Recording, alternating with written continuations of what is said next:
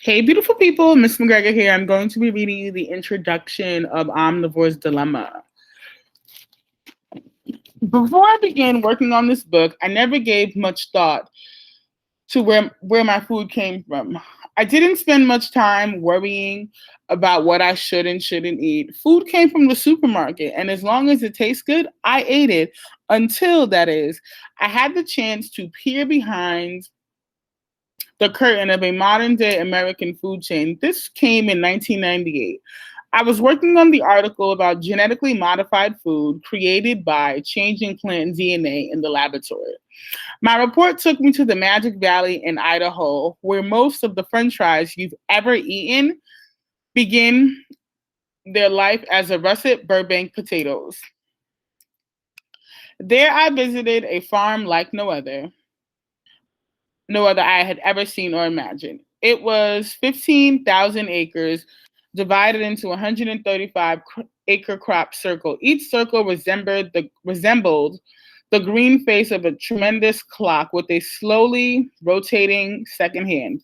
That sweeping second hand was the irrigation machine, a pipe more than 1,000 feet long that delivered a steady rain of water, fertilizer, and pesticide into the potato plants. The whole farm was managed from a bank of computer monitors in a control room. Sitting in that room, the farmer could, at the flick of a switch, douse his crops with water or whatever chemical he thought they needed.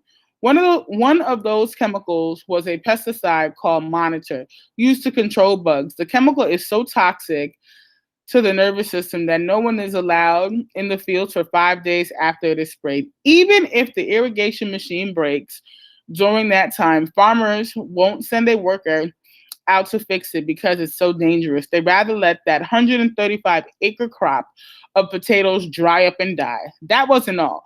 During the growing season, some of the pesticides could get inside the potato plant so that they will kill any bug that takes a bite. But these pesticides mean people can't eat the potatoes while they're growing either. After the harvest, the potatoes are stored for 6 months in a gigantic shed.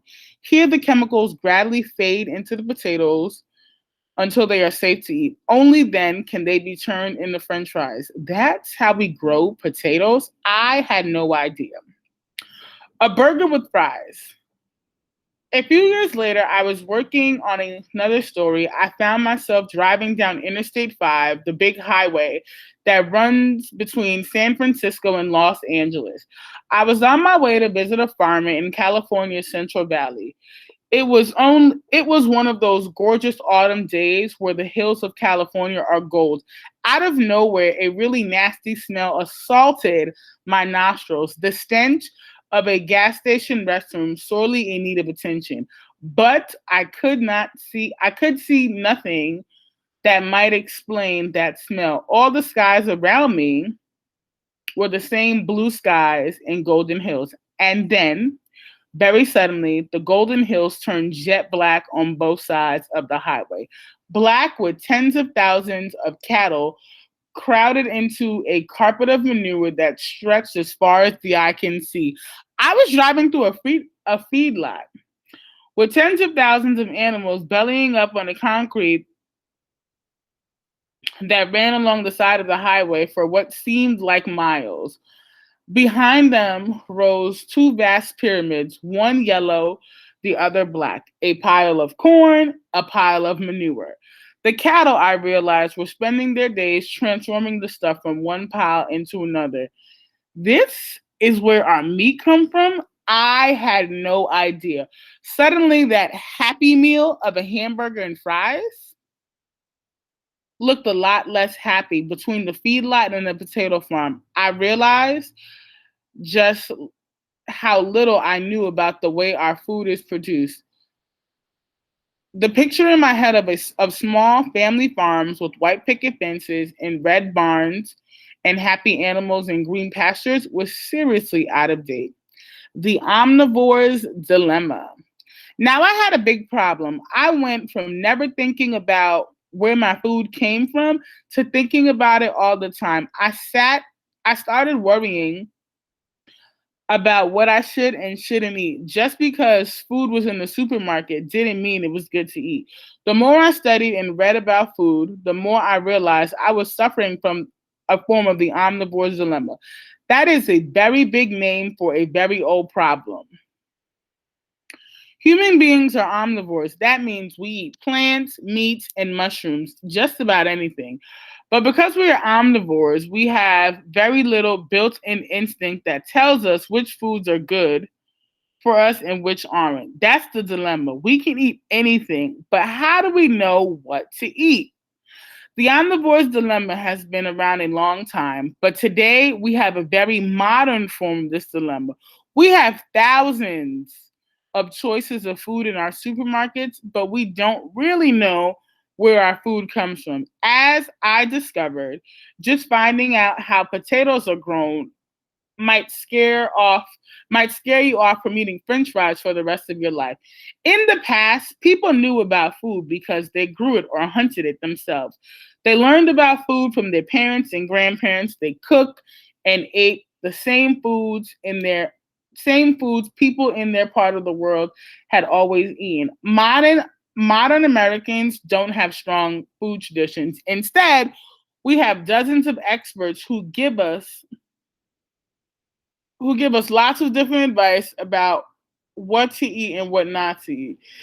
It's one thing to be crazy about food because you like it, but I found I was going crazy from worrying about food. So I set out to try to solve the modern omnivore's dilemma. I decided to become a food detective to find out where our food comes from and what exactly it is we are eating. My detective work became the book you are now holding in your hands.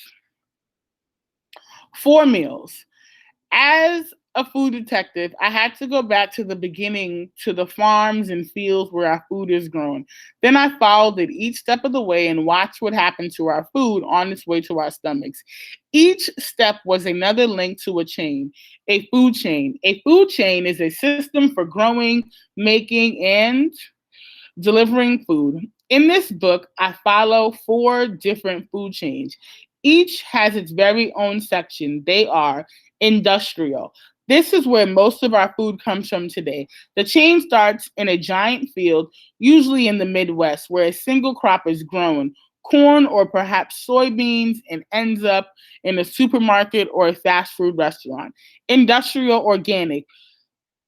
This food is grown on large industrial farms, but only with natural fertilizers and a natural bug and weed control. It is sold in the same way as the industrial food. Local sustainable. This food is grown on a small farm that raises lots of different crops and animals. The food the food from this farm doesn't need to be processed, and it travels a short distance to a farmer's market, for example, before it reaches your table. Hunter gatherer. This is the oldest type of food chain there is. It is hardly a chain at all, really. It is made up of simply you hunting, growing, or finding your food. All these food chains end in the same way, with a meal. And so I thought it important to end each section of the book with the meal, whether it was a fast food hamburger eaten in a speeding car or a meal that I made from start to finish. The pleasures of eating. When I was 10, I started my own farm in a patch of our backyard. From that age until now, I have always had a vegetable garden, even if only a small one. The feeling of being connected to food is very important to me. It's an experience that most of us are missing today. We're so confused about food that we've forgotten what food really is. The bounty of the earth and the power of sun captured by plants and animals. There were parts of this book that was difficult to write because the facts were so unpleasant. Some of those facts might make you lose your appetite, but the point of the book is not to scare you or to make you afraid of food. I think we enjoy food much more if we take a little time to know what we are putting in our mouths. Then we can really appreciate the truly wonderful gifts that plants and animals have given to us. To me, The point of the book is to help you rediscover the pleasures of food and learn to enjoy your meals in a new way.